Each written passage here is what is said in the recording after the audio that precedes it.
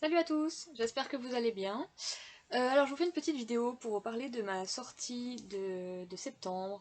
Avant je tiens à m'excuser pour la qualité qui est tout à fait relative.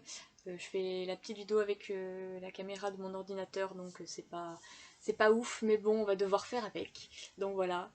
Donc je fais cette vidéo pour vous parler de ce livre, Sweet Crazy Candy. C'est la sortie principale de cet été. Donc en auto-édition, comme j'ai sorti Quand ça bat la nuit et Cristal l'année dernière. Donc comme les sorties approchent, la période de précommande a commencé depuis début juillet, elle dure jusqu'à fin août. Donc je vous laisse vous en parler en direct, en vidéo, pour vous faire un peu découvrir l'univers de Candy. Donc, c'est un recueil de 3 nouvelles que j'ai commencé il y a plusieurs mois suite à un appel à texte qui a été lancé sur internet. Je me rappelle plus exactement quand c'était. J'ai écrit donc Candy à ce moment-là et j'étais assez frustrée du format parce que évidemment comme tous les appels à texte il y avait des règles et je voulais approfondir le texte donc j'ai décidé de ne pas participer à l'appel à texte pour vous proposer une version plus longue en auto-édition. Suite à quoi j'ai écrit un deuxième texte pour cet appel à texte qui est donc Moon et qui se trouve être la troisième nouvelle du recueil, parce que dès la base, je n'ai pas réussi à respecter les règles encore une fois. J'ai encore écrit un texte trop long dès la base, donc j'ai décidé de ne pas du tout faire l'appel à texte et de vous proposer tous ces textes ensemble, puisqu'ils rentraient dans le même univers. Donc, je vous le remontre. C'est un très joli livre. Je remercie particulièrement Lila, mon illustratrice, qui a travaillé sur la couverture, comme elle avait déjà travaillé sur celle de Quand ça bat la nuit et de Cristal. Je lui demande encore plus de choses ici, parce qu'il y a des éléments intérieurs euh, qu'elle a fait, elle. Donc les en-têtes de chapitre, les bas de page. Elle a fait aussi des cadres pour placer entre les... Voilà, je vous montre entre les textes. Donc elle a vraiment fait un boulot de ouf et le livre est vraiment super beau, super réussi et c'est grandement grâce à toi, donc merci beaucoup Lila. Allez suivre son travail, je mettrai les liens en bio. Donc Candy, c'est donc un recueil de 3 textes, donc Conte de vol de nuit, Sweet Crazy Candy et Moon, qui sont dans le même univers. Je sais pas trop comment vous en parler sans vous spoiler. Donc je vais déjà pas trop vous parler ni du premier texte ni du dernier. Juste rapidement, le premier donc Conte du voile de nuit, je l'ai écrit à la fin, bizarrement. C'est donc j'ai essayé de faire une forme de conte. Je respecte pas du tout tous les codes, c'est vraiment que globalement. C'est un texte très court qui présente 2 personnages qui s'avéreront plus importants par la suite. Et Moon, c'est un texte complémentaire avec un nouveau personnage et une nouvelle dimension apportée à l'univers que j'ai créé pour à la base juste Candy en fait. Donc voilà. Candy, donc dans ce texte on va suivre une jeune lycéenne qui, à cause de son physique, 2 éléments assez contradictoires dans son physique font qu'elle est très souvent harcelée. Euh, et ça l'amène à s'isoler en fait. Et un jour, sa mère va lui donner une poupée en porcelaine, un clown, qui est très fort en bagage familial. Et Candy va assez mal réagir par rapport à ça. Elle va s'isoler davantage, ça va exacerber sa colère.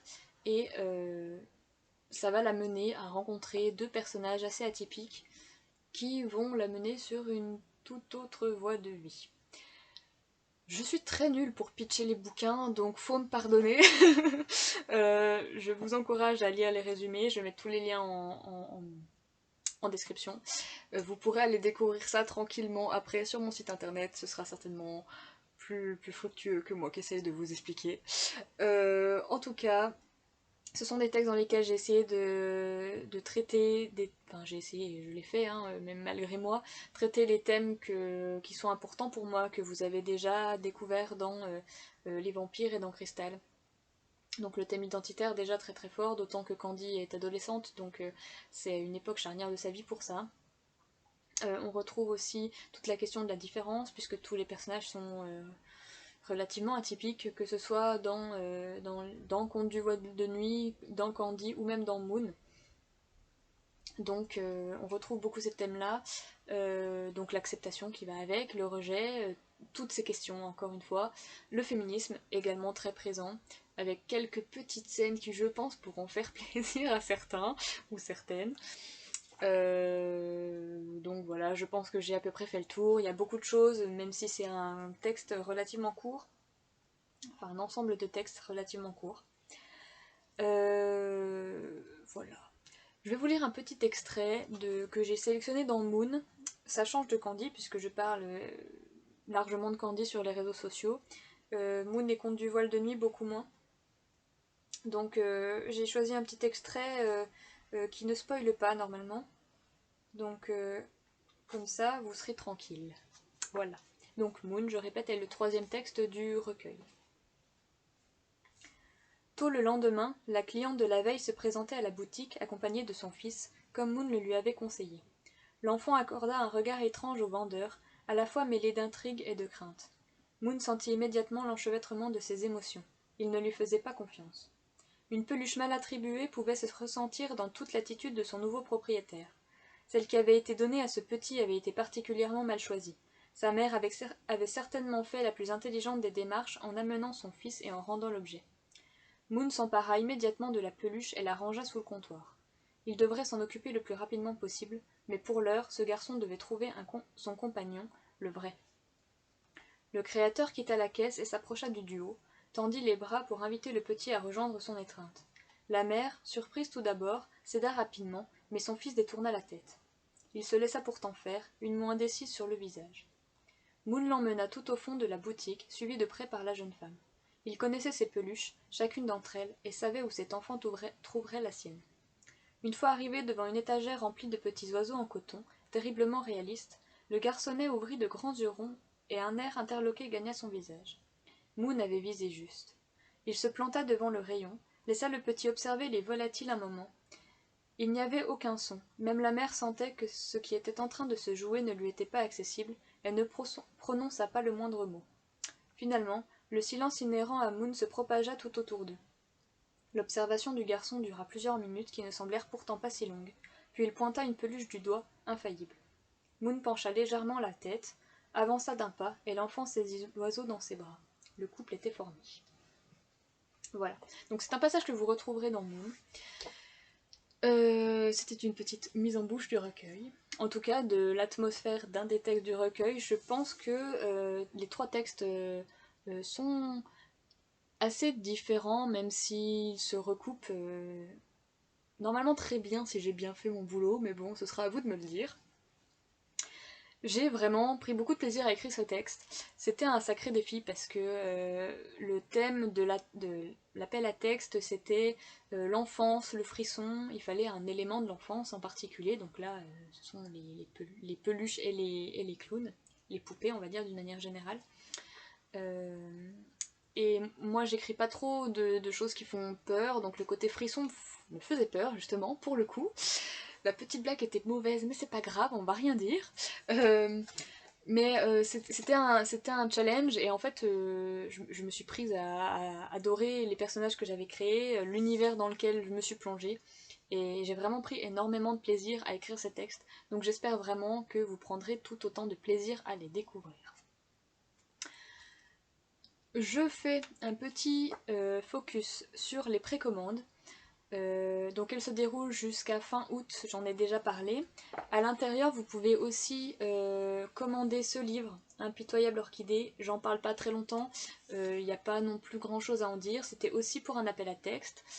Donc c'est de la fantaisie animalière, c'est une aventure avec des mantes religieuses, ça change un peu. C'est aussi pas du tout mon domaine. Donc voilà, c'était que des défis cette année, l'année des défis. Donc vous pouvez aussi découvrir ce livre grâce aux précommandes. Vous pouvez en commander l'un ou l'autre ou les deux comme vous voulez. J'ai proposé plusieurs formules, encore une fois je mettrai tout en description. Je tiens à juste vous rappeler que quand on est indépendant comme moi, comme beaucoup d'autres artistes, c'est extrêmement compliqué de tout gérer, de s'occuper de tout ça et de vendre. Donc la meilleure manière pour vous de nous aider, c'est de commander, d'en parler, de partager autour de vous. Donc n'hésitez pas à profiter des précommandes pour acquérir les bouquins. Moi c'est la meilleure façon de gérer mon budget, que vous commandiez pendant les précommandes. Bon, chacun fonctionne comme il veut, hein, enfin voilà. Moi je fonctionne comme ça, je commande tous les bouquins à l'issue des précommandes, donc si vous m'avez déjà commandé les livres, ça m'évite d'avoir trop de stock ou pas assez, enfin ça m'aide à gérer quoi. De plus, je souligne que à cause du Covid, ça a impacté beaucoup de monde, on le sait tous. Ce qu'on sait un peu moins, et j'en discutais avec une artisane très récemment, c'est que du coup, beaucoup de prix ont augmenté et notamment les prix des matières premières. Et avec les livres, je suis également touchée, c'est-à-dire que je suppose c'est le papier qui a augmenté ses prix. Les livres à l'achat ont augmenté également, ce que je n'avais absolument pas prévu à la base quand j'ai commencé à préparer les livres et que j'ai déterminé les prix. Donc c'est impacté sur moi maintenant. Donc encore une fois, la meilleure manière de nous aider à surmonter ces problèmes-là qu'on rencontre quand on est indépendant, qu'on a déjà peu de moyens et qu'on essaye de sortir un peu notre travail de la masse, c'est encore une fois de commander, partager. Vous avez compris le refrain. Donc voilà, je vous encourage vraiment à participer aux précommandes si vous êtes intéressé par les livres. Voilà, je pense que c'est la seule chose qu'il y a à faire. Et je parle au nom de tous les indépendants, pas seulement moi pour le coup. On a tous besoin d'aide, on a tous besoin de s'en sortir par rapport à ça, donc n'hésitez pas à soutenir qui vous pouvez. Voilà. Je voudrais juste achever cette vidéo sur un dernier petit message à une amie avec qui j'ai collaboré. Bah du coup ça tombe pour la sortie de Candy et d'Impitoyable Orchidée. C'est une amie qui fait de l'enluminure. Elle a tout appris toute seule, elle fait un travail incroyable. Et elle m'a proposé une collaboration pour créer une carte, pour vous la proposer dans les colis. Donc je vous montre cette carte. Elle est là. Voilà. Désolée pour les reflets. N'hésitez pas à aller suivre son travail aussi, elle est sur Instagram. Donc merci beaucoup Estelle pour cette collaboration, je suis vraiment super touchée que tu aies voulu travailler avec moi et je suis super contente du résultat. Donc voilà, je voulais te faire passer un petit mot aussi. Voilà, sur ce je vous laisse. Merci pour votre attention, j'espère que je vous aurai donné envie de découvrir les livres. Je suis désolée pour toutes mes hésitations, je suis vraiment pas douée pour les vidéos, je fais de mon mieux. Sur ce, je vous souhaite une très bonne fin de journée et je vous dis à bientôt. Gros bisous, salut!